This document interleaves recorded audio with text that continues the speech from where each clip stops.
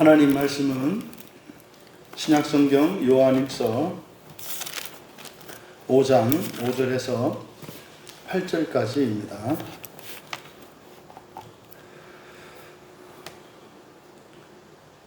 우리 같이 한 목소리로 함께 읽겠습니다. 예수께서 하나님의 아들이심을 믿는 자가 아니면 세상을 이기는 자가 누구냐? 이는 물과 피로 임하신 이시요 곧 예수 그리스도시라.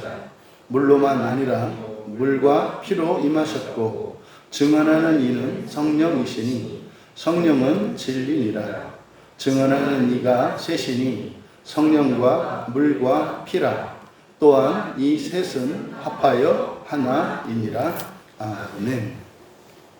세상을 이기는 자가 누구인가? 라는 제목으로 말씀의 은혜를 나누고자 합니다. 이것은 바로 앞에 4절에서 말씀하신 하나님께로부터 난 자마다 세상을 이긴다. 세상을 이기는 승리는 믿음이다. 이렇게 말씀했던 이 말씀을 사실 독자들이 알아들었는지를 다시 한번 확인하는 내용입니다. 그래서 5절의 시작이 그런데 이렇게 시작을 합니다. 그러니까 앞에 4절은 답을 이야기하셨고, 그런데 5절에서 그런데 라고 하면서 이제 의문문을 두 개를 말씀하시는 거예요. 그런데 단톡방에 올려드린 그 사역을 기준으로 하셔서 세상을 이기는 자는 누구인가? 예수님께서 하나님의 아들이심을 믿는 자가 아니고 누구 이겠는가? 그래서 두 개의 의문문으로 되어 있습니다. 그러니까 요한 사도께서 말씀하셨던 그 내용을 이 편지를 읽고 있는 모든 수신자들이 바로 이해했는지를 되물으시는 거예요. 그러니까 이건 뭐겠습니까? 이해하지 못할 수도 있겠다라는 생각이 있던 거겠죠. 그래서 이제 여기에 이어지는 내용들은 바로 이제 그것을 설명하는 내용인 겁니다. 그러면 세상을 이기는 자는 누구인가? 여러분, 여기서 세상을 이기는 자라고 했습니다만, 이제 4절에 보시면 4절은 하나님께로부터 난 자, 그리고 세상을 이기는 자, 이렇게 되어 있거든요. 그러니까 이것을 이 두 가지를 합한 거죠. 그래서 이 세상을 이기는 자란 하나님으로부터 난 자이고, 또 하나님으로부터 난 자는 이 세상을 이기는 자라는 거죠. 근데 여러분, 사실은 이 세상을 이기는 존재, 그는 바로 우리가 주일에 살펴보았던 것처럼 요한복음 16장 33절에서 예수님께서 하셨던 말씀이거든요. 내가 이미 세상을 이겼다. 내가 이미 세상을 이겼다. 그것은 예수님이 세상을 이겼다라고 할 때 그 이겼다라는 의미는 성육신 사건과 성령의 사건, 성령의 강림 사건을 말하는 것이다. 이렇게 말씀드렸잖아요. 그러니까 하나님이 세상에 오셨다는 것은 시간적으로는 아직 끝나지 않았지만 그것은 그 승리는 이미 확정된 거죠. 현재보다 더 확실하죠. 왜? 하나님이 오셨으니까. 그래서 예수님이 이기셨다라고 하는, 세상을 이기셨다라고 하는 그것은 그냥 하나님의 뜻이 이루어지게 되었다. 그것보다 하나님이 이 세상에 오신 것을 의미한다. 이렇게 말씀을 드렸지 않습니까? 그럼 지금 사실 요한 사도께서 요한일서를 쓰신 이유는 뭐라고 그랬습니까? 요한복음의 내용을 당시의 초대교회 교인들이 이해하지 못했고 믿지 못했던 거예요. 그래서 그 믿음을 온전케 하시기 위해서 지금 보충 설명하고 있는 것이 요한일서다. 그래서 이 요한 사도께서 설명하려고 하는 핵심이 뭐냐면 예수님이 주신 세 계명이거든요. 사랑의 계명. 그 사랑의 계명이 이게 당시의 요한 공동체의 성도들에게 그게 절대적인 계명이 되지 않는 거예요. 근데 여러분, 예수님이 주신 세 계명이 뭡니까? 때, 조건, 상대, 이게 없어요. 그리고 기준도 뭡니까? 예수님처럼이에요. 예수님처럼 언제 어디에서나 어떤 상황 속에서도 모든 사람을 사랑하라는 거예요. 이게 그때 당시 요한 공동체의 성도들에게도 이렇게 절대적으로 믿어지거나 절대적인 계명으로 받아들여져서 그것이 그들의 삶의 원리나 신앙의 원리가 되지 못한 거예요. 그것은 오늘날 우리도 마찬가지 아닙니까? 그냥 우리가 기독교, 한국 기독교 공동체만 여러분들이 이렇게 생각을 해보자고요. 지금 한 이 시점에 한국 교회에 있는 모든 사람들, 그냥 넓은 의미로 그냥 기독교라고 하자고요. 기독교의 가장 넓은 의미는 예수님이 그리스도이신 것을 믿는 사람들을 가장 넓은 의미의 기독교인으로 볼 수 있어요. 그러면 여기에는 2단, 3단도 다 포함될 수 있습니다. 그러니까 교회 나오고 안 나오고 뭐 이런 것이 아니라 그냥 예수님이 그리스도인 것을 믿는 것 자체가 사실은 예수님 당시에는 굉장히 특별한 일이었어요. 굉장히. 그런데 계시와 이런 신앙에는 진전이 일어나기 때문에 지금 우리가 이 시대에 예수님이 그리스도인 것을 믿는다는 것은 그게 우리에게 무슨 삶의 어떤 박해를 일으키거나 그것이 살아가는데 불편을 일으키진 않아요. 왜요? 하나님 나라와 계시가 진전이 일어나기 때문에 그래요. 그냥 사람은 뭐 그냥 나이 먹으면 몸이 커지고 힘이 세지지 않습니까? 그런 게 있단 말이에요, 교회에도. 근데 그때 당시는 예수님이 그리스도인 것을 믿는 일은 목숨을 거는 일이었고 자칫 잘못하면 가족의 생명과 안전도 위협받을 수 있는 일이었어요. 그때 당시는. 지금은 아니죠. 하지만 그러면 이게 2000년이 지나서 이제 하나님, 예수님이 그리스도라는 것을 믿고 고백하고 드러내고 살아야 한다 할지라도 큰 문제는 없는 시대가 됐어요. 그러면요, 이제 그게 우리들의 이제 신앙의 싸움터는 아니에요. 그러니까 예수님 당시에, 그러니까 이 요한 사도께서 사역하시던 당시에 요한 공동체 사람도 똑같은 걸 경험한다고요. 맨 처음에 예수님이 그리스도라는 것을 믿고 세례를 받고 교회 안에 들어오기까지는 엄청난 위험이 도사리고 있고, 그래서 엄청난 헌신과 결단을 요구해요. 그래서 일단 교회 안에 들어와요. 그러면 그 교회 안에 있는 사람들은 기본적으로 다 누구예요? 예수님이 그리스도인 것을 믿는 사람들이에요. 그럼 이 교회 공동체 안에서는 그게 아무 문제가 되지 않습니다. 오히려 그게 안 된 사람들이 문제죠. 근데 사실은 그때 당시에 초대교회 역사를 보면 초대교회 안에 있는 사람들은 보통 한 3년의 검증 기간을 거친 다음에 들어와요. 왜냐하면 이 밀정, 간첩이 들어올 수 있거든요. 기독교인들을 색출해내기 위한 간첩들이 위장을 하고 들어올 수 있기 때문에. 근데 한번 이런 사람이 들어오게 되면요, 다 죽어요. 그러니까 굉장히 철두철미하게 사실은 검증의 과정을 거친 다음에 들어왔다고요. 그래서 가끔 기독교를 상징하는 상징 부호 중에 물고기 있잖아요. 익투스.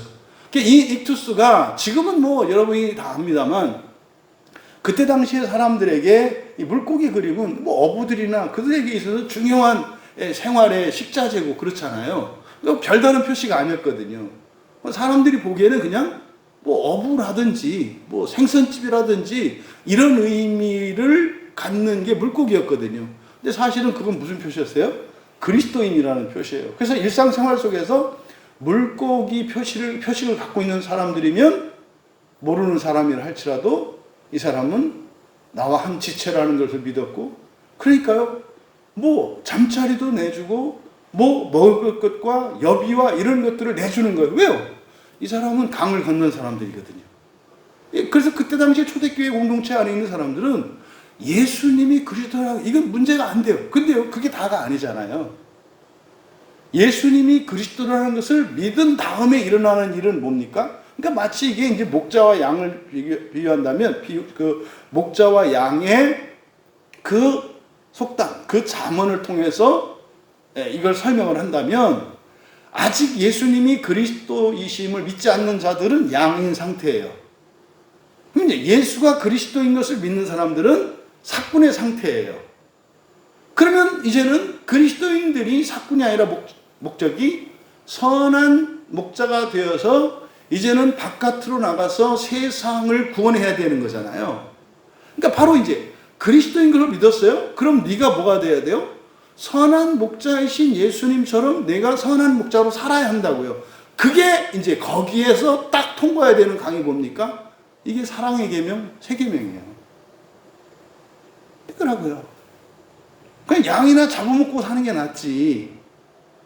선한 목자가 되는 순간 오히려 그리스도인으로 살아가는 그것이 삶의 고난과 환난을 불러오게 되고 개인의 안정과 평안을 버리는 결과가 돼요.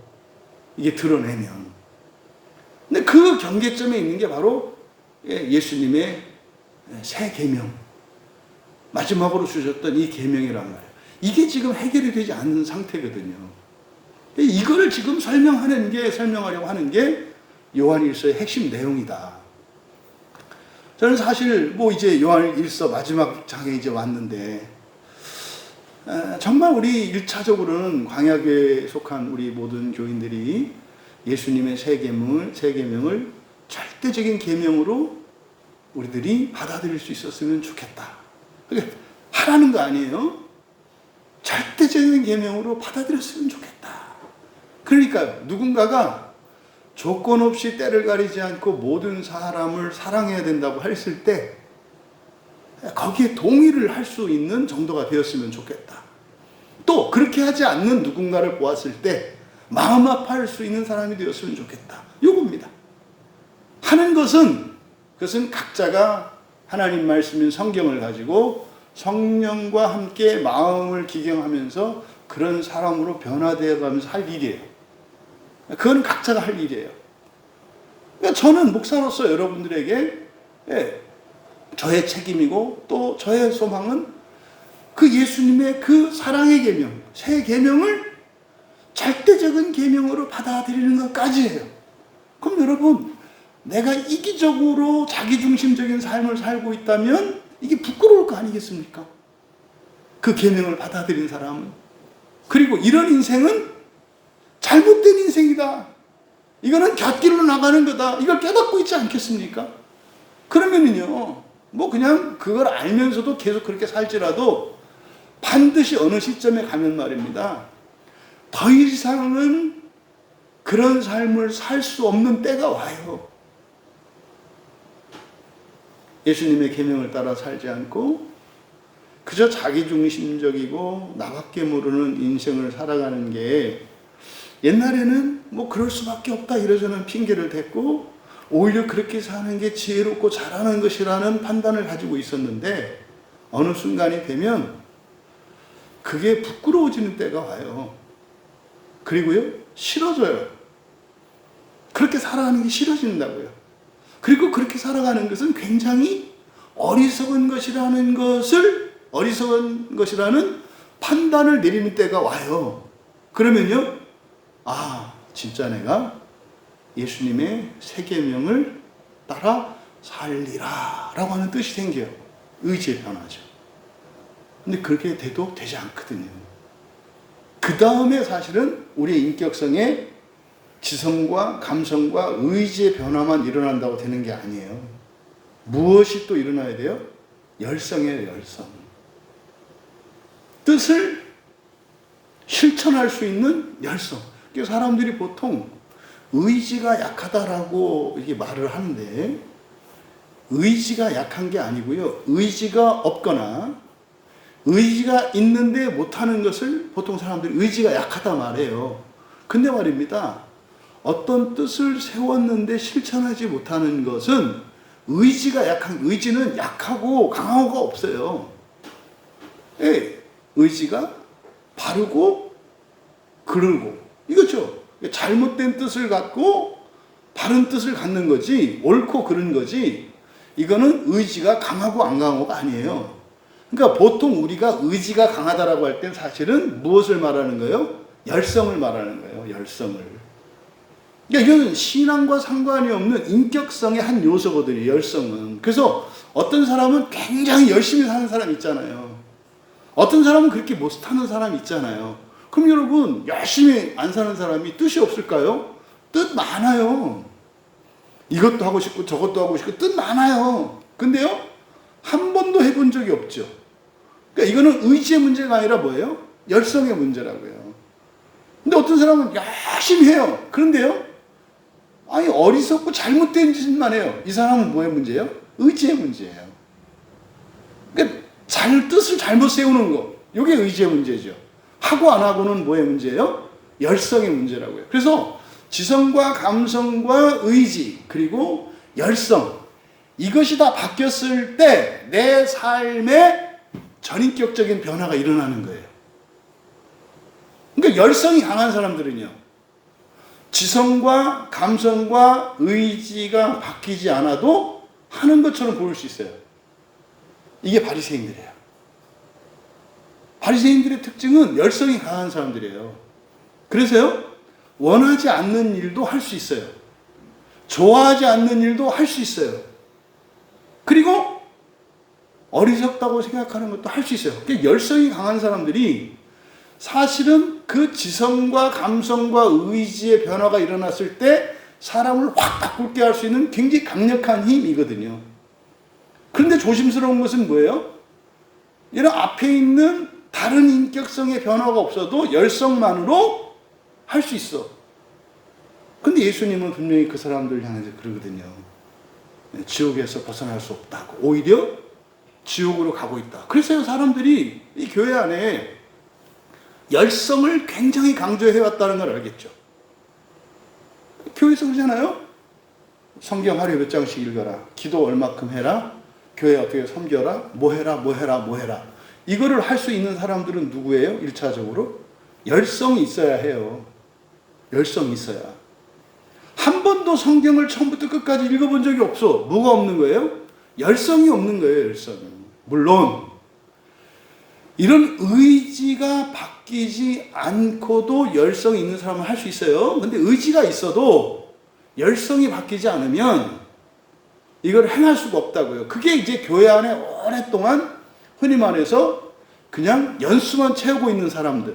연수만 채우고 있는 사람들은요, 분명히 지성의 변화, 감성의 변화, 의지의 변화가 일어나요. 교회 오래 다니면 일어나게 돼 있어요.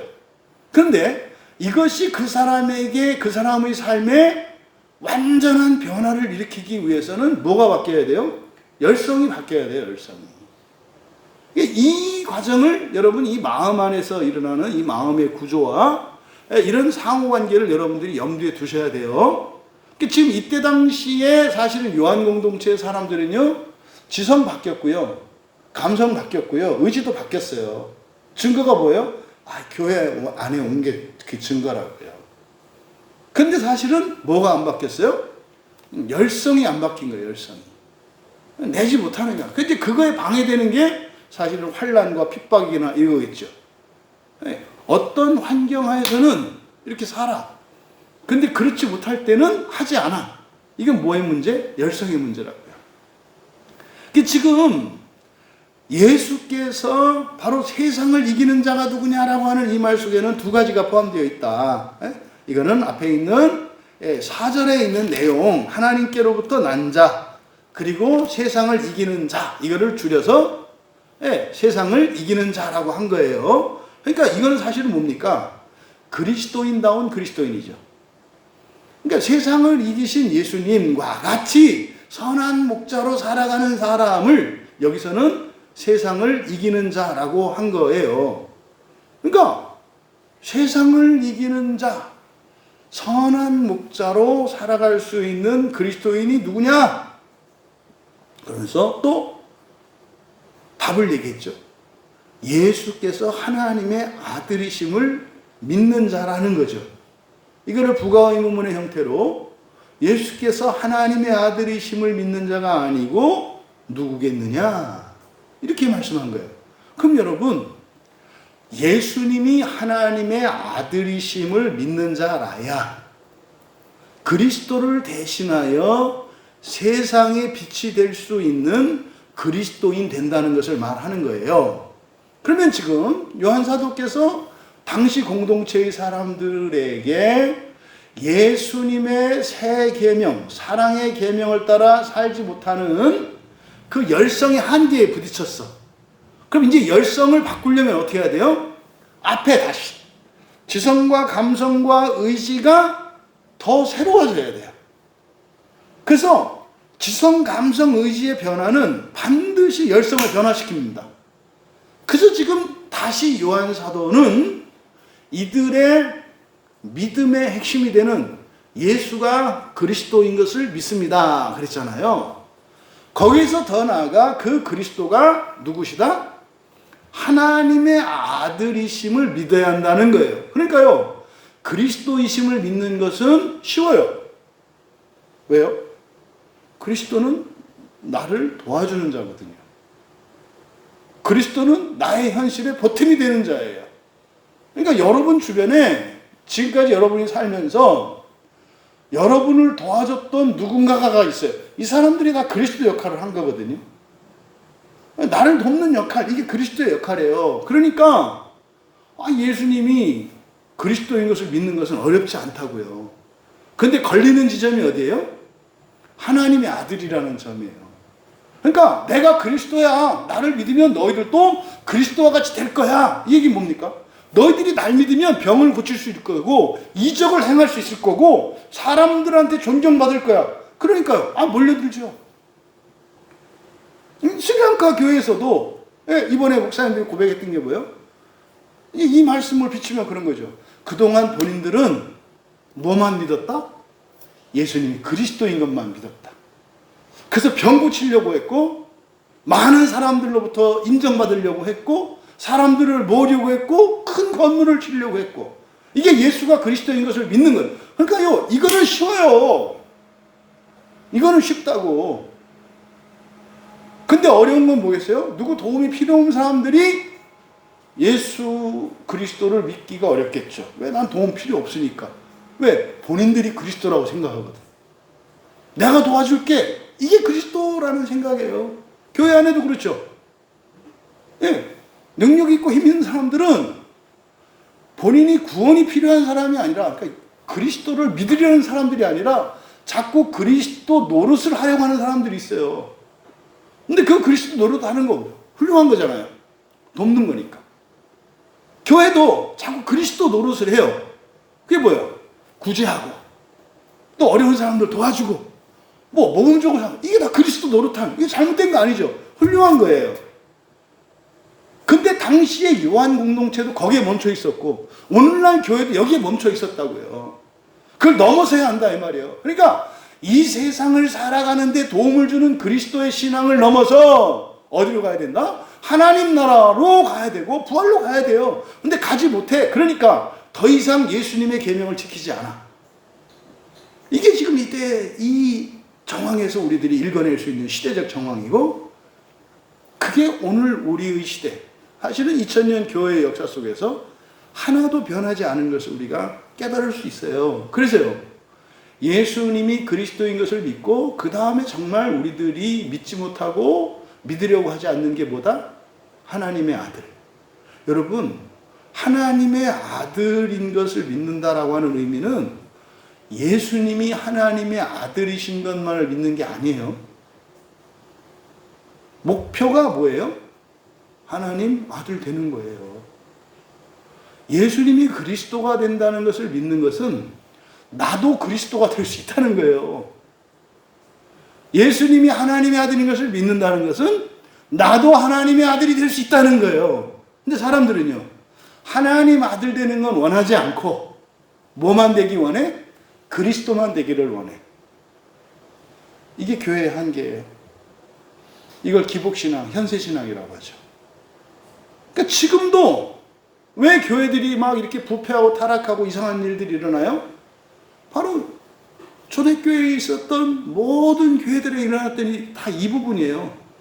예수님이 하나님의 아들이신 그리스도인 걸 믿어야 되는데, 어떤 사람들은 하나님의 아들인 것만 믿고 어떤 사람들은 그리스도인 것만 믿어. 여러분, 하나님의 아들인 것만 믿는 사람들이 현 시대에 어떤 그리스도인이겠어요? 신비주의자, 현실 도피자, 신비주의자, 이런 사람들. 아유, 이 세상은 뭐 이거는 뭐 새 것도 없고 아무런 가치가 없어. 이 다음에 우리가 죽고 나면 하나님과 같이 영원히 살 거야. 그래서 이렇게 뭐 붕붕 떠다니는 신비주의자들. 또 그리스도인 것만을 믿는 사람들은 현세주의자들이에요.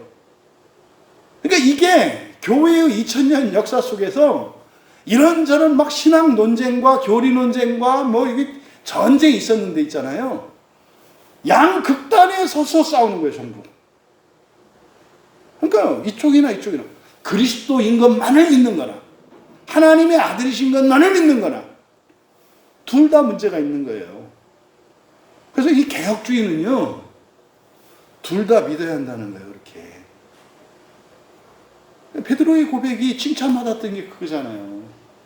주는 그리스도시요 살아계신 하나님의 아들. 그러니까 사람 그리스도 많아.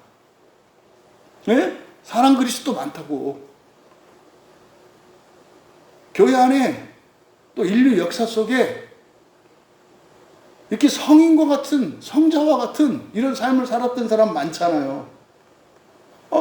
그 천주교에서 가장 자랑하는 그리스도다운 인물 테레사 수녀거든요. 마더 테레사 그러잖아요. 엄청난 얘기예요, 마더 테레사 이렇게 할 때는. 근데 뭐요? 거의 그리스도처럼 살았다 이 말이에요. 뭐요? 누군가를 돕기만 위해서 살아. 근데요, 우리나라에도 그런 분들 많아요. 기독교 들어오기 이전에. 근데 기독교는 그게 다가 아니라 뭐예요? 하나님의 아들 그리스도를 믿는 거예요. 그러니까요, 하나님의 아들 되는, 그리고 그리스도 되는. 그러니까 여러분들은 어떤 사람들이에요? 사실은요, 그리스도로 살 수 있는 사람들이에요. 뭡니까? 다른 사람 병도 고쳐줄 수 있고요. 다른 사람들의 어떤 심리 상태가 심란해서 상담도 해줄 수 있고요. 또 그 사람들의 실질적인 필요도 채워줄 수 있는 그리스도가 될 수 있는 사람들이에요. 모든 그리스도인은. 근데 왜 안 될까요? 능력을 받아서 은혜를. 아니요. 하나님의 아들 되는 것을 믿지 않아요. 여기에 문제가 있어요, 여기에. 그래서 그리스도이신 것과 하나님의 아들이신 것, 모든 것을 믿어야 한다는 거예요. 이들이 죽기까지 세계명을 지키지 못하는 이유가 어디에? 이들의 신앙의 수준이 어디에 머물러 있다? 예수님이 그리스도인 것만을 믿는다 이 말이에요. 여러분들이 그리스도인 것만을 믿는 현대의 그리스도인은 뭘까요? 훌륭한 사람 찾아다니는 거예요. 능력 있는 사람 찾아다니는 거예요. 그런 교회 찾아다니는 거예요. 이게 그리스도인 것만을 믿는 거예요. 그리고 마음속으로는 뭐예요? 나도 그렇게 되고 싶은 거죠. 그러니까 왜 사람들이 대형교회 좋아해요? 이거 우리 교회래. 뭐. 자기 교회인 줄 알아. 응? 집사님 어디 교회? 나 광야교회. 그거 어디 있어? 저기 안양시장 앞에 있는데. 그래? 한번 가볼까? 마치 교회 건물이나 외형이나 이것을 자기 동일시. 그리고 그런 사람들은 이제 우리 같은 교회 오면 어떻게 해요? 부끄러워해. 어느 날 먹어서 뭐 은혜가 안 되고 뭐 이렇게 하니까 떠나서 왔어. 근데 이제 그다음부터 어디 교회 다니냐고 그러면은 광야교회라고 안 하지. 뭐라 그래요? 개척교회. 그럼 뭐요? 이제 이 생색이 나거든. 개척교회 그러면은 뭐 교회는 사실은 뭐 별로 이렇게 얘기하고 싶지 않은데 내가 훌륭해 이 얘기잖아요. 개척교회라는 말이. 그럼 큰 교회 다니면 나는 뭐 사랑의 교회 뭐 이렇게 딱 얘기를 한단 말이에요. 이게 뭐야? 내가 말이야 이런 거지. 이게 다 어느 수준에 있는 거예요? 그리스도 수준에 있는 거예요. 그게 다가 아니라고. 근데 저희 신학교에서조차도 기독교 신앙의 핵심이 예수가 그리스도인 것을 강조해요. 하나님의 아들인 것을 강조하지 않아요. 하나님의 아들인 걸 강조할 땐 뭐예요? 우리와 분리시켜. 까불지 마라 이렇게. 오케이. 너는 어디 종인 네가 벌레만도 못한 야곱인데 이렇게 가는 거지. 아니요. 하나님의 아들인 것을 믿는다는 것은 내가 하나님 아들 된다는 것이고 그리스도인 것을 믿는다는 것은 내가 그리스도 된다는 것을 믿는 거예요. 그리스도이며 하나님의 아들이신 예수를 믿는, 그래서 그리스도로 사시고 하나님 아들 되어 가시는 여러분 모두가 되기를 진심으로 축복합니다. 그랬을 때 여러분 생생한 신앙생활을 할 수가 있어요. 그랬을 때 그러니까 걱정할 필요가 없어요. 여러분들이 그러니까 예수님을 바로 믿는다는 것은 뭐 막 공부를 많이 하고 그러지 않아요. 간단하잖아요. 예수님이 그리스도이신 것과 하나님의 아들이신 것을 믿으면 된다고. 근데 그 믿는다는 것은 타자로서의 예수님이 훌륭한 분이다 이런 의미가 아니라 내 목표가 뭐라는 거예요? 그리스도고 하나님 자녀 되는 게 내 목표라는 거예요. 그래서 여러분 이 한 주 동안도 열심히 사신 거라니까. 그래서 여러분은 어느 회사에 고용되어 있어도 회사에 고용된 분이 아니라 여러분이 회사를 살리는 분들이시라니까요. 이건 자화자찬이 아니에요. 이 시대에 대한민국 시민으로 살아. 여기에 종속되어 있는 게 아니라 여러분들은 이 시대를 섬기고 대한민국을 섬기고 안양시를 섬기는 사람들이라니까요. 이게 달라요. 이게 자꾸 우리들의 신앙이 계속 양으로 종으로만 뭐 도와주십시오. 아니 그냥 그거는 너희들이 그리스도로 살고 하나님 자녀로 살면 그리스도답게 되고 그리스도인답게 되고 하나님 자녀답게 돼. 네가 가는 곳에 하나님의 능력과 역사가 은혜가 있을 거야. 그냥 가면 돼. 근데요 중요한 게 뭐예요? 믿음의 내용이에요. 믿음의 내용이라는 것은 목적이에요. 우리의 목적은 소망이잖아요. 소망이 뭐예요? 아니 내가 부활하는 건데 그것도 그냥 부활 아니야. 첫째 부활이라니까. 첫째 부활은 뭐예요? 이 세상 사는 동안 종말의 지옥 안 가는 게 첫째 부활이잖아요. 현재의 삶은요 사람으로 인해서 환경으로 인해서 괴롭힘 당하지 않는 사람이에요. 네? 첫째 부활할 사람들이라는 게 뭐냐? 환경에 의해서 제약받지 않는 사람들이라니까요. 지옥 가지 않는다는 게 현재적인 의미예요. 누구 때문에 속 썩지 않아. 여러분이 누구 때문에 속 썩어. 아직 여러분 뭐 살고 있어요 지금? 지옥에서 살고 있다는 증거예요. 그러니까 지금은 죽으면 안 되겠구나. 왜? 금방 좋았는데 이 인간 만나고 나니까 힘들어졌어. 나 갖다 지옥으로 다이빙하는 사람이구나. 이렇게 하시면 돼요. 갑자기 또 뭐 이렇게 돈 들어갈 때 생기니까 또 막 까매져. 내가 지옥에 있는 자고. 뭐 이렇게 생각하시면 된다고. 그러니까요. 하나님의 은혜가 아니면 안 되는구나. 그러니까요. 억만장자든 가난뱅이든 내가 지옥에 있는지 지옥을 벗어났는지 알 수 있어요 없어요? 있어요. 있다고. 가난한 사람은 적은 돈을 가지고 고민하고요. 부자는 큰 돈 가지고 고민해요. 똑같다니까요. 그래서 생활의 조건은 목사와 교인 똑같아요 여러분. 똑같다고. 지옥의 그림자가 현재의 여러분 일상에 얼씬도 못하는 첫째 부활의 성도들이 되기를 진심으로 축복합니다. 그러니까 지금 딱 진단하는 게 뭡니까? 이들이 부활을 소망하지 않는다는 거예요. 근데요, 이 사람들은 부활을 소망한다고 말을 해요. 이 시대의 그리스도인들 다 부활을 소망한다, 부활을 믿는다고 하고 부활을 소망한다고 말은 해요. 근데 사실은 그 사람들이 바라는 것은 대부분 뭐예요? 그리스도 되는 거예요. 폼나는 인생을 살고 싶어 한다 이 말이에요. 이게 그리스도 되는 거라고.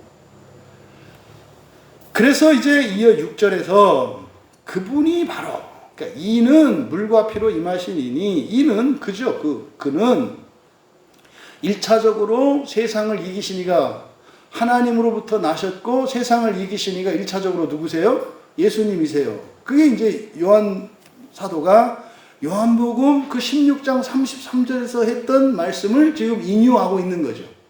그러니까 예수님이 하나님으로부터 나신 분이고 예수님이 세상을 이기신 분이라는 거예요. 근데 지금 요 긴장 아시죠? 예수님과 여러분 사이예요. 사람들은 자꾸 어떻게 했어요? 내가 예수님처럼 되고 예수님처럼 살 수 있다는 것을 믿지는 않고 바라지도 않아.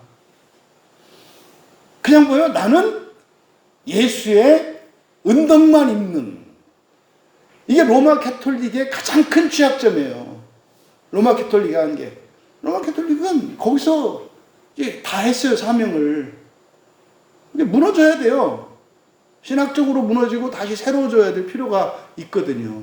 근데요, 여러분, 우리가 이렇게 맹인과 같아서 그쪽 사정을 모르잖아요. 아십니까? 로마 캐톨릭 안에요.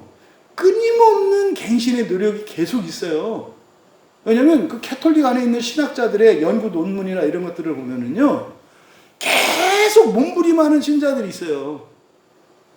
그러니까 개신교는 옛날 종교개혁 이전의 로마 캐톨릭 수준보다도 못한 개신교회와 교인들이 많아요.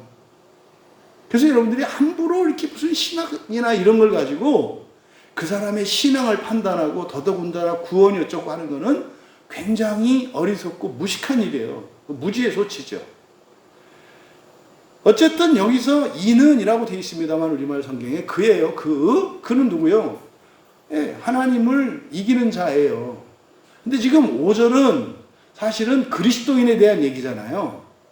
6절은 그리스도에 대한 얘기잖아요. 그는 물과 피로 임하셨다.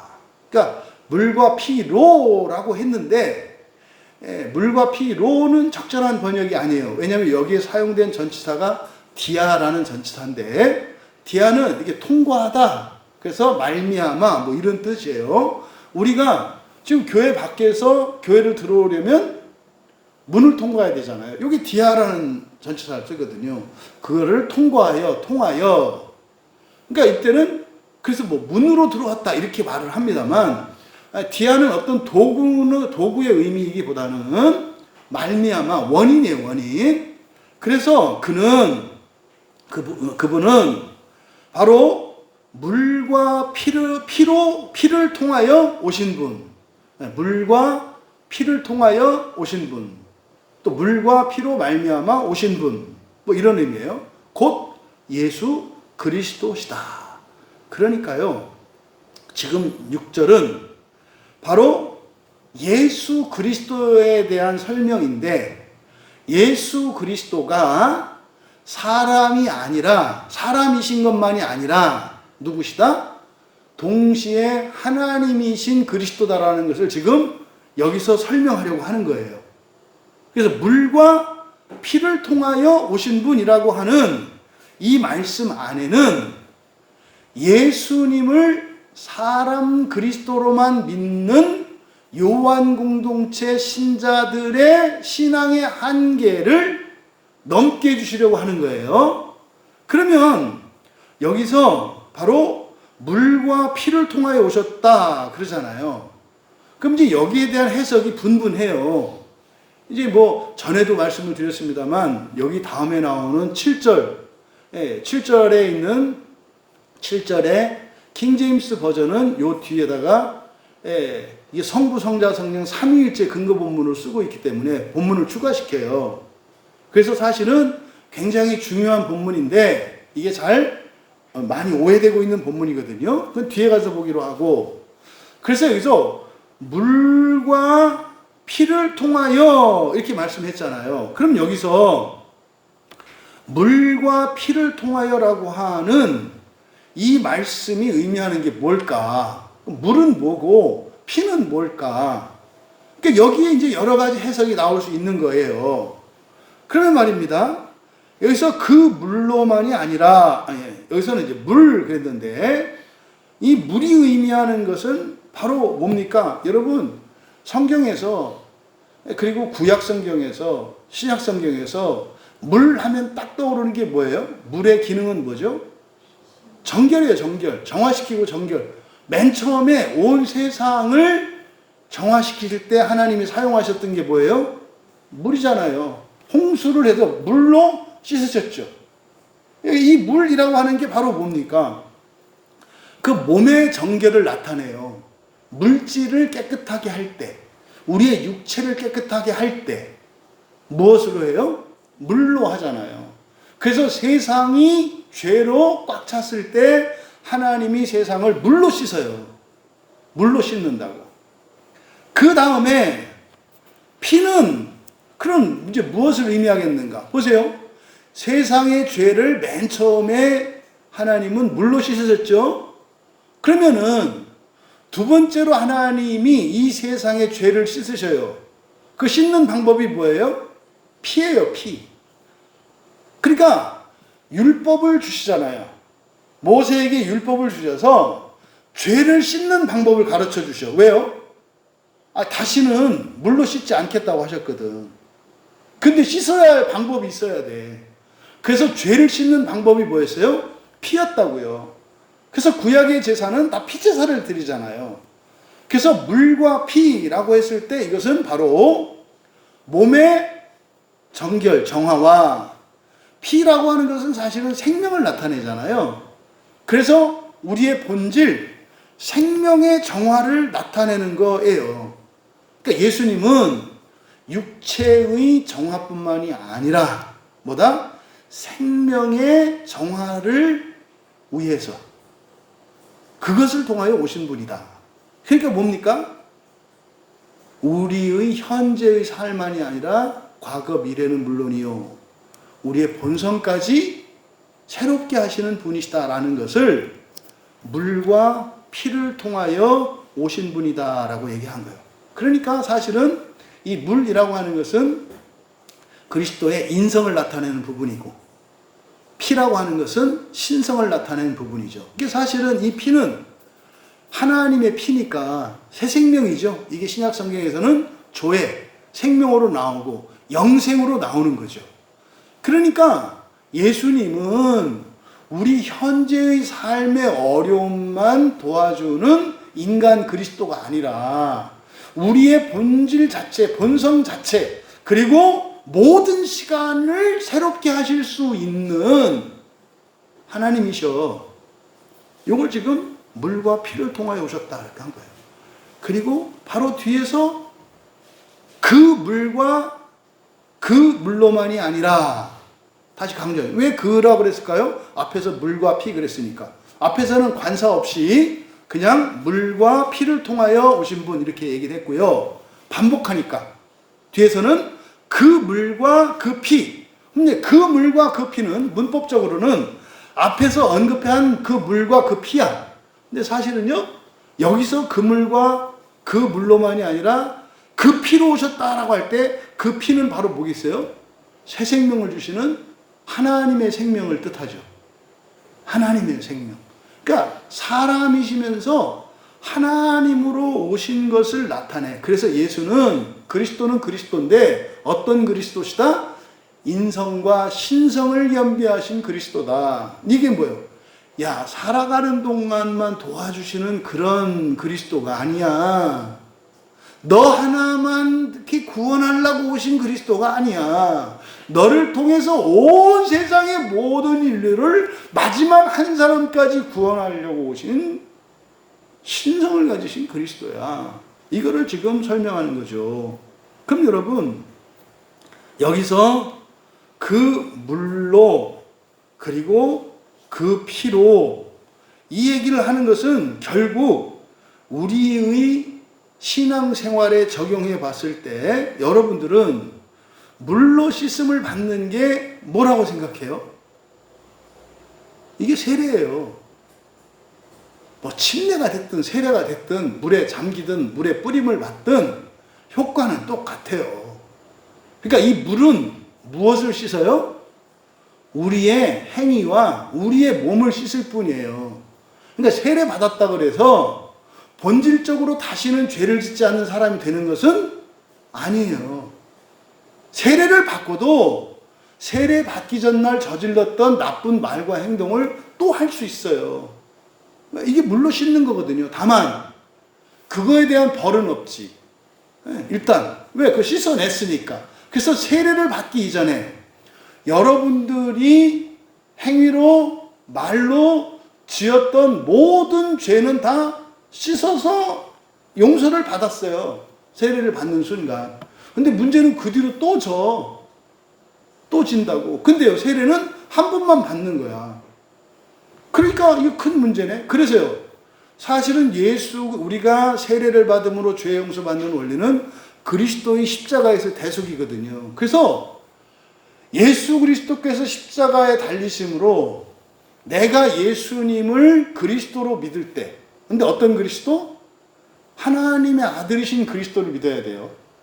하나님의 아들이신 그리스도를 예수로 믿었을 때 사실은 그 뒤에 우리들이 짓는 죄와 허물에 대한 벌은 없어요. 그러니까 구원파나 이런 사람들이 말하는 것처럼 맞아요. 우리가 지은 행위 때문에 받을 벌은 없다고. 그런데 그리스도인 중에서도 개신교인들조차도 여전히 자기들의 행실과 이것 때문에 벌 받는 줄 알고 이거 두려워해. 우리의 관심은 그게 아니어야 해요. 뭐예요? 다시는 죄를 짓지 않는 거룩한 사람, 새로운 사람이 되는 일에 우리는 그러니까 마음을 쏟아야 하는 거예요. 그렇잖아요, 여러분. 응? 고린도 교회에게 주었던 바울 사도의 말씀을 통해서 이 가족제도라고 하는 것이 우리들이 사는 동안은 극복할 수 없는 숙명과 같은 이 세속성의 문제, 이것을 죄로 여기지 않고 잘못이라고 여기지 않는 거기가 어디다? 가족이다. 사실은 가족 공동체 안에서는 이런 세속적인 행동이나 이런 것들도 문제가 되지 않는다. 문제가 되지 않는 것은 권장하는 걸 말하는 게 아니라 그것 때문에 죄책감을 갖거나 뭐 이것 때문에 뭐 잘못되게 두려움을 가질 필요가 없다. 다만 어떻게 해라? 극복하려고 노력을 해라. 대신 바깥으로 나가서는 어떻게 해라? 거룩하게 살아라. 응? 이 안에서 차라리 너희들 집 안에서는 아주 세속적으로 살아. 교회 안에서는 세속적으로 살아. 그런데 나가서는 어떻게 해라? 거룩함을 유지하라. 근데 오늘날 우리들 교회를 보면, 우리들 가정 보면 어떻게 해요? 집에서는 거룩하라고 그러고 나가서 세속적으로 살죠. 특히 저 같은 이제 목사들. 그런 거예요. 집에서 목사님 가정이니까. 목사님, 나는 목사님 아들이고 목사님 딸이니까 한 번도 뭐 술 마셔본 적도 없지. 주의를 빠져본 적도 없지. 그리고 맨날 가정제배 드리지. 그러니까 막 거룩하잖아. 근데 뭐 그 청년기 때 가졌던 이러저러한 세상에 대한 관심과 호기심 이런 거 다 있잖아요. 근데 뭐 그런 거 없는 것처럼 집에서 지내잖아요. 그리고 어떻게 해야 돼요? 밖에 나가서 하게 되지 않나요? 그러니까 이 고린도전서 7장을 잘못 설교하니까 반대로 살아가서 사람들은 그래서요 그리스도인들을 보고 교회에 오지 못하게 돼요. 왜? 교인들이 속물적이거든. 그래서 어느 날 한번 교회 놀러 가봤더니 딴 사람이야. 막 회사에서 막 그 회식하면 넥타이 머리다 두르고, 담배 콧구멍에다 끼고 막 부르고 저 노래방 한 달에 걸치고 막 이렇게 하는 사람인데 교회 왔더니 왔나? 이게 지금 이게 영역이 잘못됐어요. 그러니까요, 막 정죄받는 데가 어디예요? 교회야. 교회에는 정죄함이 없어요. 여기서는 그냥 있는 그대로 미천 다 드러내고 사는 데가 집이고 교회라니까요. 근데 말씀을 통해서 은혜를 받으면 어떻게 돼요? 내 기준과 감정과 이게 바뀌어. 그렇게 사는 게 부끄러워져. 그래서요, 집과 교회에서는 사람이 어떻게 되는 거예요? 점점 온전해지는 거예요. 바깥에서는 애써서 거룩함을 유지하는 거야. 이거 위선적이라고 보일 정도로. 그래서 반대로 놀래야 되는 거예요. 회사에서 그냥 모범적이고 희생적이고 막 이렇게 해서 그 사람 때문에 교회로 왔는데 보니까 난장판인 거야, 교회 오니까. 회사에서 항상 솔선수범이고 이랬던 사람이 교회에 오니까 막 뺀질거리고 뭐 이상한 거죠. 이거라고. 아니 뭐 왜 이래요? 사실 나 회사에서 참고 그렇게 사는 거예요. 이게 내 진짜 모습이야. 이래야 된다고. 그러면 이제 뭐라 그래요? 교회 오면 이렇게 막 살아도 돼? 교회는 나 그래서 교회 오잖아. 이렇게 살아야 된다고 고린도전서 7장에서 바울 사도가 가르쳐 준 거라고요. 바뀌어 있잖아요. 바뀌어 있잖아요. 지금 요한 공동체도 다르지 않아요.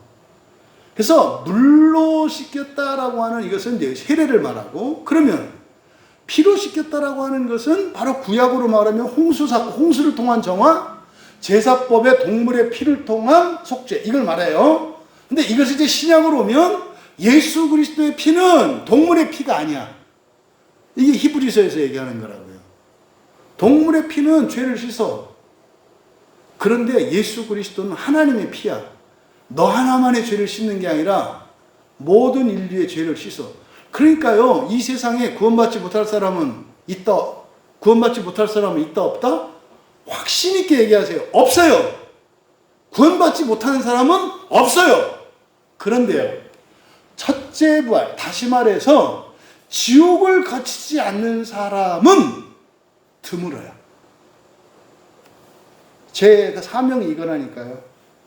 제가 이 시대를 살다가 죽고 난 뒤에 이 세상에 있는 모든 교회에서 이 교리가, 성경의 바른 교리가 모든 교회에서 선포되기를 진심으로 바라요. 저는 이걸 제 사명이라고 생각을 해요.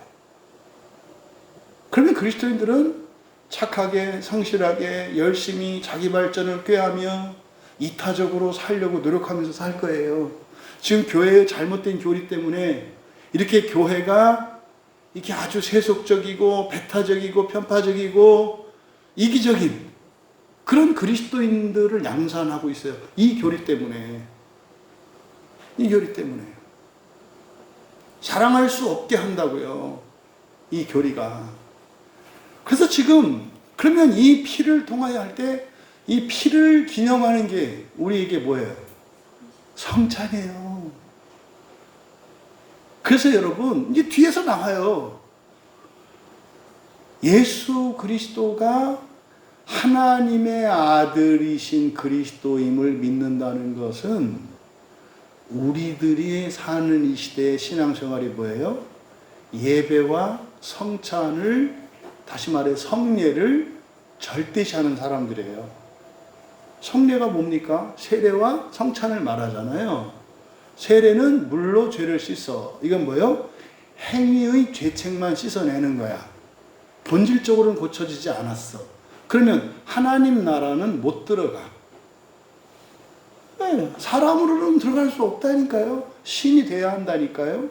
그래서 또 다른 보혜사이신 성령이 오셔서 우리를 변화시키시잖아요. 이제 그 얘기가 뒤에 이제 8절에 가서 나오는 거예요.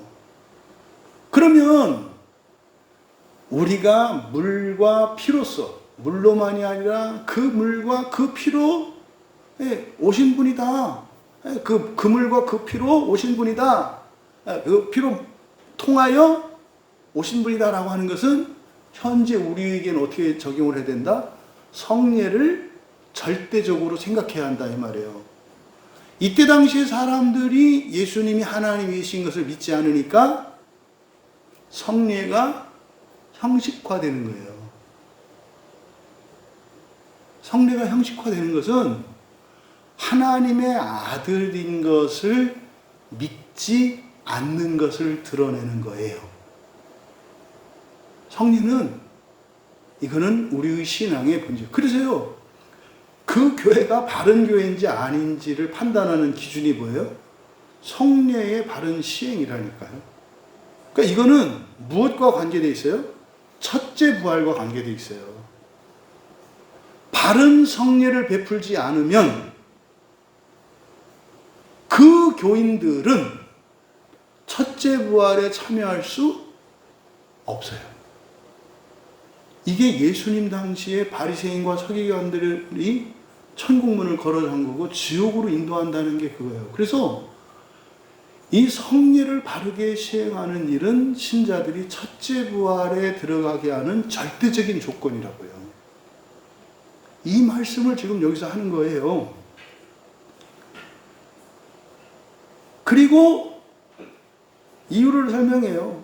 그리고 성령이 증언하는 분이시니, 이제 성령이 등장해요. 성령이 바로, 왜냐하면 성령이 바로 진리이시기 때문이다. 이렇게 돼요. 그럼 여러분, 성령이 증언하는 분이시다. 이게 뭡니까?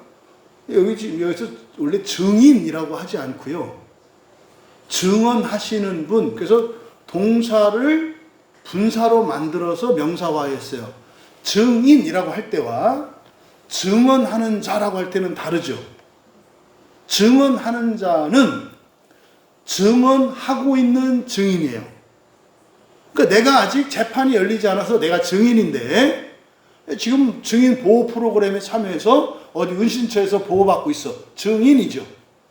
근데 재판이 열려서 거기에 가서 내가 증언을 하고 있어. 뭔 얘기인지 아시겠죠? 그래서 계속 증언하는 분이 있다는 거예요. 뭐를? 예수님이 하나님의 아들이신 그리스도인 것을 계속 증언하는 분이 있다는 거예요. 그게 누구예요? 성령님이시라는 거예요. 그럼 여기서 성령이 바로 진리다. 우리말 성경에 성령은 진리다. 이게 이제 여러분들이 요한복음을 알고 있어야 이게 무슨 말인지를 알아요. 그러면요, 성령이 진리다. 근데요, 예수님도 진리라고 그랬거든요. 예수님도 진리라고 그러고 성령도 진리라고 그러고. 그럼 뭐예요? 예수님이 곧 성령님이라는 뜻이지. 그러니까 A가 성령님, B가 예수님. A가 진리고 B도 진리야. 그러면 A는 B라고 하는 등식이 성립하죠. 이게 삼위일체에 대한 설명이라고요. 이게. 그러니까 여기서 지금 바로 성령이 진리다라고 하는 이유는 뭐예요? 곧 예수님이 성령이고 성령님이 예수라는 거예요. 그럼 성령은 누구세요? 하나님이잖아요. 그러니까 예수가 누구라는 거예요? 하나님이라는 얘기예요. 이게. 그래서 그냥 성경 있는 그대로만으로도 삼위일체에 대한 설명이 돼요. 그러니까 요한복음은 우리가 봤습니다만 계속 삼위일체에 대해서 틈만 나면 설명하잖아요. 자꾸 하나 되면 돼. 빛의 삼위일체, 진리의 삼위일체, 또 뭐 사랑의 삼위일체, 계속 존재, 계속 일체성을 성경 안에 계속 말하거든요. 요한복음 안에서는. 이제 그거의 요약이죠. 그러니까 바로 성령이 진리다라고 하는 이 의미는 곧 성령이 누구시다? 예수님이시다. 그러니까 예수는 누구다?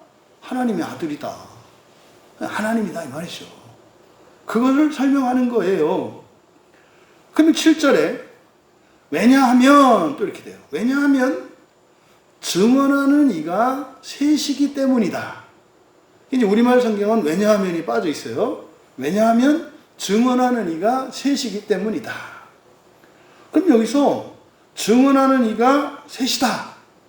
그러니까 이제 옳거니, 그래가지고 이거보다 이거 삼위일체다. 셋이 하나니까 삼위일체다. 여러분, 삼위일체는 하나님의 신비를 나타내는 표현이기도 하고, 삼위일체는 중요한 원리예요. 중요한 원리예요. 가족도 삼위일체죠. 아버지, 엄마, 자녀. 이거 삼위일체예요. 삼위일체. 교회도 마찬가지예요. 교회도 삼위일체예요. 교회도. 왜요? 말씀을 전하는 목자인 목사. 그 다음에 예수 그리스도를 믿는 성도. 그리고 목사와 성도를 하나 되게 하는 성경. 그래서요, 성경, 목사, 교인. 이 삼위일체가 될 때 온전한 교회예요. 성경이 빠져요. 삼위일체 안 되잖아요. 목사가 없어요. 안 되잖아요.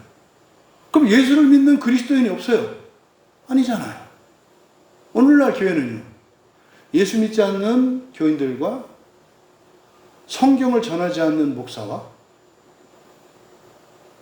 성경이 설교되지 않는 그런 교회, 온전한 교회가 아니죠. 가족도 마찬가지예요. 능력을 가진 아내와 주권을 가진 남편과 또 그의 자녀된 부모를 경외하는 자녀들로 삼위일체 됐을 때 이게 성경적인 가정이고 이게 교회의 원형이거든요. 그래서 삼위일체는 단지 하나님께만 적용되는 것이 아니라 중요한 원리예요. 중요한 삶의 원리라고. 모든 게 이 삼위일체 원리가 다 들어가 있어요. 그 7절에 왜냐하면 증언하는 이가 셋이다 그랬을 때 여기서 이제 킹 제임스 버전. 사실은요, 킹 제임스 버전엔 여기 추가된 내용이 있거든요. 뒤에가 추가된 내용이 뭐냐면 하늘에는 성부, 그리고 말씀, 그리고 거룩한 영. 이 셋이 하나다. 그러니까요, 성부, 성자, 성령. 이게 삼위일체다. 근데 이것도 되게 이제 성경을 알면 이게 말이 안 된다는 걸 알지. 여기서 호 로고스는 예수님이라고 하는 전제하에서 얘기한 거예요. 그래서요, 아버지와 하늘의 성부와 호 로고스, 말씀과 거룩한 영. 근데요, 호 로고스는 누구예요? 성령이시거든요. 근데 그걸 알면 어떻게 된 거예요? 말씀과 성령과 성령. 예수님이 빠져 있는 거거든. 근데 이때 당시 호 로고스는 다 성령이라고, 예수 그리스도로 이해했기 때문에 이걸 넣은 거야. 그러니까요, 이게 삽입된 구문이라는 것을 알 수 있어요. 그래서 저도 사실은 이제 킹 제임스 버전에 이게 들어가 있으니까 어떤 사본에는 이렇게 쓰여진 사본이 있겠거니 라고 그냥 뭐 생각을 해왔어요. 이걸 뭐 그렇게 막 조사하거나 이러진 않았어요. 그런데요, 이 구절은 이제 후대에 삽입한 문장이에요. 여러분들이 이제 잠깐 주제에서 벗어나서 성경에 대해서 기본적으로 여러분들이 가지고 가야 되는 상식, 절대적으로 알아야 되는 상식이 있어요. 왜? 우리 기독교인들의 신앙의 중심은 뭐예요? 성경이기 때문에. 성경은 원래 구약 성경과 신약 성경이 있는데 구약 성경은 히브리어로 쓰여져 있어요. 신약 성경은 헬라어로 쓰여져 있어요. 이게 우리들이 흔히 말하는 성경이 헬라어로 쓰여진 그 성경, 사도들에 의해서 쓰여진 성경, 이 헬라어로 쓰여진 이 성경과 그리고 구약의 히브리어로 쓰인 구약 성경, 이걸 우리가 성경이라고 하는 거예요. 한글 성경, 영어 성경, 이걸 말하는 게 아니에요. 근데 우리나라에도, 우리나라가 아니라 미국에 가면 거의 대부분 교회에서 킹 제임스 버전 성경을 쓴대요. 킹 제임스 버전을. 그러니까 NIV 성경은 우리로 말하면 그 새번역 성경 이런 느낌이에요. 그래서 킹 제임스 버전을 주로 예배용으로 쓴대요. 그럼 이제 우리나라에서는 NIV 성경을 영어 성경 중에서는 권위 있는 성경으로 생각을 하는데 우리나라로 하면 개정 개혁에 해당하는 게 킹 제임스 버전이고 그리고 NIV 성경은 뭐 우리말 성경이나 새번역 이렇게 해요. 그래서 영어권 사람들은 킹 제임스 버전이 예배용으로 적합하다고 해서 실제로 예배용으로 대부분 킹 제임스 버전을 써요. 그래서 미국 유학 갔다 왔던 목사님들은 다 킹 제임스 버전을 약간 우월하게 봐요. 왜? 교수님들도 다 킹 제임스 버전을 인용을 하니까. 그리고 킹 제임스 버전은 고체로 되어 있어가지고 우리말 개역개정 하느니라 뭐 이렇게 이런 표현 쓰잖아요. 근데 새번역은 평어체로 되어 있잖아요. NIV와 킹 제임스의 버전의 무게감이 그래요. 그래서 미국에서 공부하고 온 사람들이 성경은 킹 제임스 버전이다 그래가지고 흠정력이나 뭐 해가지고 막 이걸 이제 주장을 하는 거예요. 이게 정말 성경에 대한 기본 상식이 없어서 그래요. 그러니까 여기 딱 정리하시라고. 우리가 말하는 성경은 뭐를 말한다? 헬라어 신약 성경과 히브리어 구약 성경을 말한다. 그런데 이 기독교 당시에 그 전 세계를 지배했던 제국이 어디예요? 로마 제국이잖아요. 로마 제국의 공식 언어는 라틴어예요. 라틴어. 라틴어를 공식 언어로 썼다고요. 라틴 언어를. 로마 제국의 언어가 라틴어거든요. 근데 기독교가 공인을 받죠. 공인을 받으면서 이 성경이 라틴어로 번역이 돼요. 라틴어로. 그러니까 라틴어를 가지고 로마 제국 치하의 교회에서는 라틴어 성경을 기준으로 신앙생활을 했다고요. 그래서요, 그거를 어떻게 해요? 헬라어 교황 중에 이제 하나가, 야, 이거는 문제다. 그러니까 그게 다마수스 1세더라고요. 이 다마수스 1세가 그때 당시에 라틴어 성경으로 이제 예배를 드리고 있어. 왜? 로마 황제가 이제 기독교를 합법적인 종교로 인정했고, 나중에는 국교로 인정을 했잖아요. 근데 그때까지는 통일된 성경이었고, 다 라틴어로 번역해서, 그러니까 라틴어를 써야 됐다고, 예배에서도. 천주교에서도 원래 그래서 라틴어를 써요. 그래서 천주교 미사에 가면 못 알아듣는 말을 하는 이유가 라틴어로 해야 되니까. 왜? 그게 하나님 말씀이니까. 훼손하면 안 되니까. 저마나 획하나. 그런데 그러다가 이 라틴어 성경이 막 뒤죽박죽이잖아요. 그래서 그거를 이제 통일시킬 필요가 있죠. 그래서 다마수스 1세라는 교황이 교회마다 지역마다 라틴어 성경이 다 제각각이야. 그래서 이거를 통일시킬 필요가 있었어. 그래서 제롬한테 그거를 시켜요. 제롬한테. 그래서 이 제롬이 382년에 라틴어 성경의 표준 성경을 만들어요. 그거를 불가타 성경이라고 하는 거예요. 라틴어 성경, 우리가 불가타 할 때, 불가타는 그러니까 라틴어 여러 번역본을 하나로 딱 통일시킨 게 불가타 성경이에요. 이게 로마 가톨릭에서는 절대시하는 성경이죠. 그것을 이제 교황이 이렇게 보니까 원래 성경은 헬라어와 히브리어 성경인데 라틴어 성경을 가지고 하는 게 잘못됐어. 그래가지고 이것을 이제 다시 신약 성경을 헬라어 성경으로 원위치 하려고 해요. 그때 했던 사람이 천재 에라스무스예요. 그래서 이 에라스무스가 라틴어 성경을 가지고 다른 사본들을 참조하면서 뭘로 만들어요? 헬라어 성경을 만들어요. 그러니까 어떻게 돼요? 원래 헬라어로 듣던 성경이 라틴어로 됐어. 라틴어가 막 여러 번역본이 있으니까 이걸 통일해서 통일한 라틴어 성경 불가타. 그럼 이 불가타 성경으로 다시 헬라어로 번역한 거. 이거를 표준 본문이라고 그래요. 그러니까 표준 본문, 그러니까 그게 표준인 것 같죠?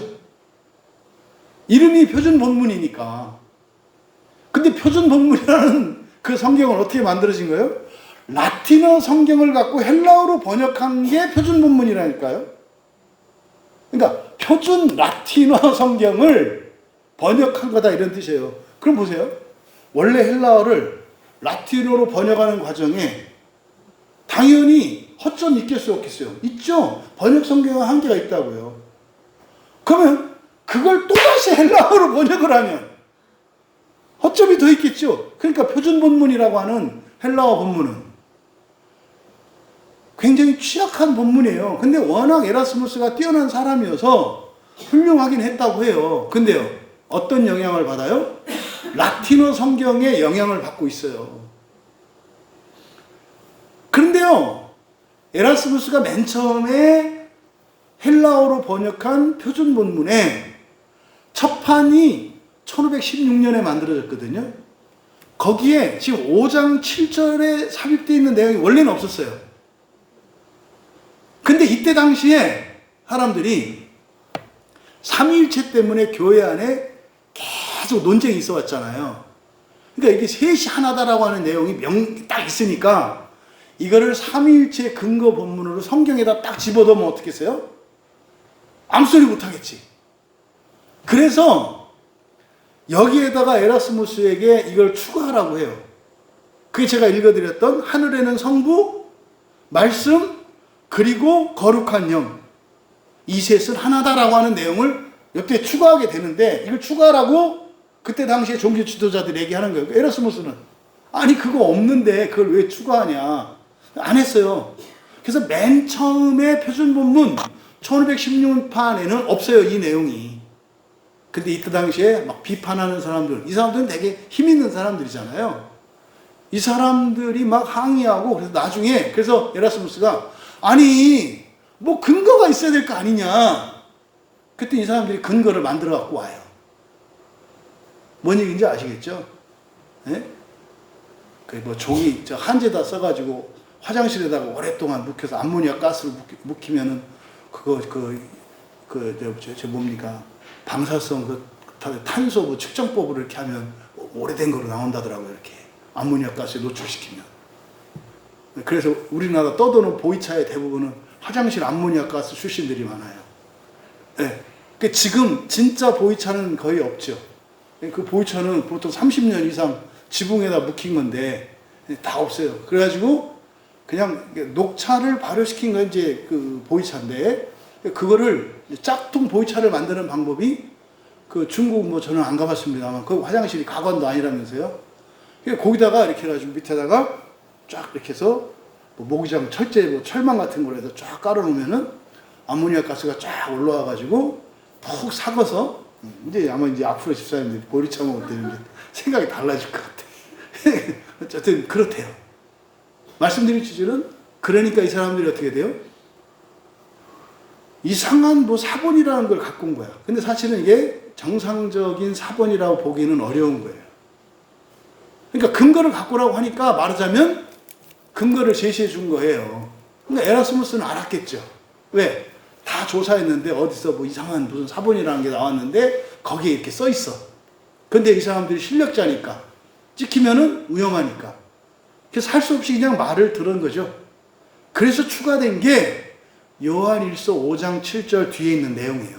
그래서 우리나라 흠정력을 사용하시는 분들, 영어 성경 킹제임스 버전을 보시는 분들은 요한일서 5장 7절을 목숨과 같이 여기는 본문이에요. 왜? 삼위일체에 대한 성경의 증거니까. 그러니까 내용은, 의도는 선해. 근데 그런 식으로 하나님을 사람들에게 설득시키면 안 된다고요. 이해되시죠? 실제로 이거는 그래서 전체 문맥의 흐름도 이상하고, 아까 말씀드렸잖아요. 호로고스가 성령이라는 걸 알면 이거 자체도 말이 안 되는 얘기다. 그래서 우리말 성경에서는 없는 거죠. 대부분 정상적으로는 없어요. 그래서 교부들도 삼위일체를 굉장히 이제 강조했던 교부들 중에 하나가 이제 오리겐하고 아타나시우스거든요. 이분들이 삼위일체에 대해서 논정한 논문이 있는데 이 구절을 인용하지 않아요.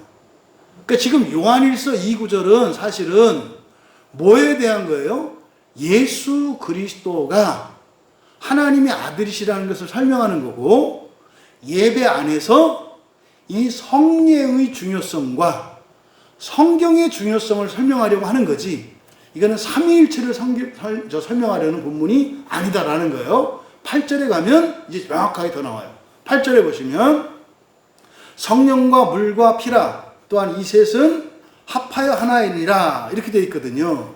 그러니까 이게 지금 다분히 삼위일체적으로 번역한 거예요. 셋이 합하여 하나다 이랬잖아요. 근데 여기서 합하여라고 그랬거든요. 합하여는 함께 뭐 이런 거잖아요. 아니고요. 에이스예요. 에이스. 에이스는 위하여거든요. 이 셋은 하나를 위한다예요. 그럼 이 셋은 뭡니까? 그 영과, 이제 우리말로 성경은 성령이라고 이걸 번역을 했습니다만, 그 영과 그 물 그리고 그 피, 이 셋은 하나를 위해 있다, 또는 하나 안으로 있다, 이렇게 되는 거예요. 그러면 앞에서 설명을 드렸잖아요. 그 물과 피, 먼저 물이라고 하는 것은 뭐를 의미한다? 세례를 의미한다. 우리 육체와 행위의 죄를 씻어내는 것, 세례를 의미한다. 그 다음에 피는 뭐를 의미한다? 바로 성찬에 참여하는 것을 의미하고, 사실은 이것은 우리의 본질적으로 새 생명을 얻는 것을 의미한다. 그래서 성찬에 대해서 요한복음 13장에서 설명할 때 성찬을 뭘로 설명해요? 새 언약으로 설명하잖아요. 새 언약은 뭐예요? 우리가 새로운 피조물 되는 거예요. 조회, 하나님의 생명을 얻기 위한 수단으로서 얘기한다고. 그게 피거든요. 그 다음에 그 영이니까 그리스도의 영이겠죠. 성령이겠죠. 성령. 그럼 여러분, 이 성령 호로고스는 뭐예요? 우리들에게는. 존재론적으로는 우리 안에 계세요. 그럼 이걸 지금 우리 예배 형식과 관련했을 때 물은 세례, 피는 성찬. 그러면 그 영, 호로고스, 그 영은 앞에서 뭐라 했어요? 진리다 그랬잖아요. 그럼 여기서 말하는 영은 뭘 가리켜요? 성경이에요. 그래서 지금 여기서 말씀하는 것은 삼위일체에 대해서 말씀하려고 하는 게 아니라 첫째 부활을 향해서 살아가기 위해서는 우리가 실제적으로 세계명을 지키면서 살아야 돼. 세계명을 지키려면 세계명을 절대적으로 믿고 살아야 돼. 그런데 그렇게 하지 않아. 지금 이거를 지금 고쳐주려고 하는 거거든요. 그래서 실천적으로 어떻게 하라는 거예요? 성경을 절대적으로 믿고, 세례를 절대적으로 믿고, 성찬을 절대적으로 믿고 시행하라는 거예요. 그럼 이거는 뭐예요? 하나를 위해. 하나를 위한다는 게 뭐예요? 첫째 부활이에요. 하나님의 아들 되는 거예요. 예수 그리스도의 몸이 되는 걸 말해요. 이게 바로 그러면 설교의 제목이 세상을 이기는 자가 누구인가 그랬잖아요. 그럼 세상을 이기는 자는 누구예요? 첫째 부활에 참여하는 사람들이고요. 네? 그 첫째 부활에 참여하는 사람은 성경을 절대적인 하나님의 말씀으로 믿고 성례에 절대적인 믿음으로 참여하는 사람들이죠. 네, 이 사람들이 세상을 이기는 사람들이래요. 그럼 이 사람들은 어떻게 살아가요? 서로 사랑하며 살아간다고요. 너희들이 지금 요한 공동체의 교인들이 그렇게 하지 못하는 이유를 설명하는 거예요. 이거는 이 시대의 그리스도인들에게도 그대로 적용이 됩니다. 여러분들이 성경을 절대적으로 믿고 성찬의 절대적인 은혜를 여러분이 믿고 참여하신다면 그럼 여러분들이 뭐 할 수 있어요? 서로 사랑하면서 살아갈 수 있고 이게 사실은 첫째 부활로 향하여 가는 거라고. 그 목적 때문에 우리가 서로 살아가는 거지. 그것 때문에 우리가 성경을 절대적으로 생각하는 거지. 그것 때문에 우리가 세례를 받고 우리가 성찬에 참여하는 것이 다른 거 아니다 이 말이에요. 부디 오늘 이 성경에 담긴 이 교훈이 요한 사도께서 사실은 이 편지를 쓰시고 이 말씀을 하시는 그 마음의 중심에는 뭐예요? 세계명을 지키며 살아갈 수 있도록 하려고 하는 몸부림이에요. 거기는 하나님이 주신 계시가 있었겠죠.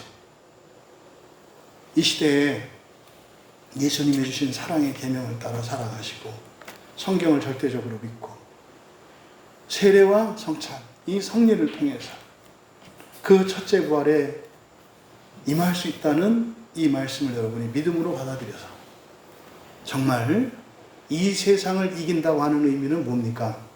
세상을 구원하는 거예요. 세상을 구원하는 거예요. 왜 우리가 서로 사랑해야 돼요? 구원하기 위해서예요. 예수님이 왜 우리를 사랑하셨어요? 우리를 구원하기 위해서였어요. 우리가 누구를 사랑하는 이유가 뭐예요? 그 누구를 구원하기 위한 거예요. 사랑은 하나님으로부터 받고 구원은 하나님으로부터 받고 세상을 사랑하여 세상을 구원하는 세상을 이기는 그리스도인들이 되시기를 주님의 이름으로 축원합니다. 우리 말씀을 생각하며 함께 기도합시다. 저는 성경 말씀을 유일한 구원의 진리로 믿습니다. 저는 믿습니다. 세례와 성찬은 첫째 부활을 향해 살아가는 신자들에게 절대적인 것을 믿습니다. 그것을 믿고 또 그 목적, 첫째 부활의 목적을 위하여 살아가는 삶의 방식으로 딱 한 가지만 제시해 주셨어요. 이거 해라 저거 해라 이렇게 말하지 않아요. 마음대로 해라. 마음대로 해라. 마음대로 해라. 너는 너로 살 수밖에 없는 걸. 네가 그런 사람인 걸 그렇게 사는 거지 뭐. 어떻게 사는 거냐에 대해서는 두려워하지 마. 하지만 네가 날마다 새로워질 거야. 어떻게? 성경을 믿고 바른 성례에 성례를 믿고 참여할 때, 그리고 뭐 할 때? 서로 사랑하면서 살아갈 때 너는 알게 될 거야. 네가 새로운 사람이 되어 간다는 것을.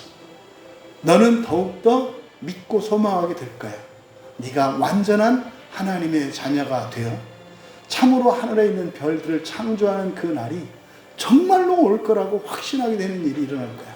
함께 기도할게. 하나님, 세상을 이기는 그리스도인으로 살기 원합니다. 그 이김이 나의 이김이 아니라 하나님의 뜻이 이루어지는 이김입니다. 이제부터는 내 주변에 있는 이들을 사랑하고 내 주변을 구원하기 위해 견디고 인내하고 고난 중에 하나님의 은혜를 믿으며 살아가기를 원합니다. 결단하시고 기도하시고 나라와 민족을 위해서 기도해 주십시오. 하나님, 이 나라가 평화롭게 통일되게 하여 주시옵소서. 일어나는 현상에 마음을 두지 마세요. 현상에 마음을 두지 마세요. 이 현상과 환경이 어떠냐 아무 상관없어요. 하나님이 새 창조하신 데는요, 뭐 방해가 될 것도 없고 문제가 될 것도 없어요. 하나님께 소망을 두면 돼요. 하나님, 이 나라를 평화롭게 하시고 전쟁이 없이 평화롭게 통일될 수 있도록 은혜를 내려 주시옵소서. 또 영적으로 일어나는 악한 영들의 역사를 멸하여 주십시오. 그래서 이 나라 국민들의 고통이 최소화되고 하나님의 은혜로 나아갈 수 있도록, 사실은 그걸 위해서는 교회가 회복되어야 합니다. 이 나라의 교회를 회복시켜 주시옵소서. 정말 첫째 부활의 복음, 하나님 나라의 복음을 전하는 교회들 되게 하옵소서. 성경과 성례를 절대적으로 바르게 시행하고 바르게 전하는 교회들 되게 하옵소서.